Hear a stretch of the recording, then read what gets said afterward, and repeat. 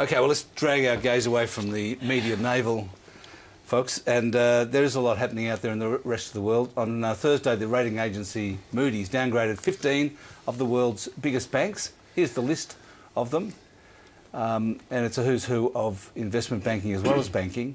The markets were not impressed.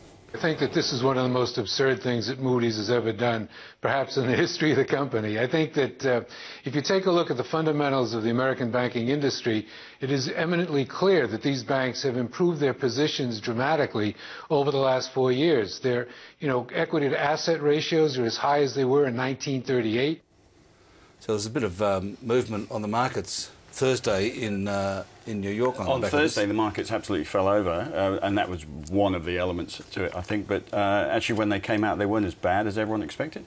And to tell you the truth, I think Moody's, you'll be able to tell us, Stephen, but I do believe these rating agencies do give you a bit of a heads up. Everyone knows their process. They're going through the financial sector at the moment, so it's no major surprise. And of course, the banks have been in trouble, and one of the reasons why they're in their best position since 1938, I dare say, is because of the amount of money that's been either explicitly or implicitly guaranteed to them. One of the reasons that they're keeping their head above water is that we've had the various quantitative easings around the world, the fact that global interest rates are near zero, and the yield curves are positive. So these factors are actually helping the banking sector. So in a sense, they might be in a slightly better financial position in isolation, but when you look at the reasons, it's not because the economy is growing, it's because the taxpayer, if you like, has been pumping money into them. So you wouldn't say that it was the most absurd thing Moody's has done in the history of the company? I remember back to some of the ratings of the CDOs and these other structured products back 4 or 5 years ago, all the subprime they were pretty ratings. Absurd. They were all AAA, but they were the other way around, but they got them horribly wrong.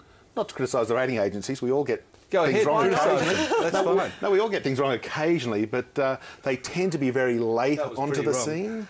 They tend to be late, and they tend to be a little bit melodramatic when they make changes to their views at the end of a cycle. So maybe this is an encouraging thing. I've always thought we should have a ratings agency for agencies. Ratings agencies. So. The funny thing is there's so much scepticism in the market about the value of the ratings, but at the same time the market always reacts to ratings, even though they don't necessarily believe them. Yeah, that's right. And our banks are going to end up paying more as a result.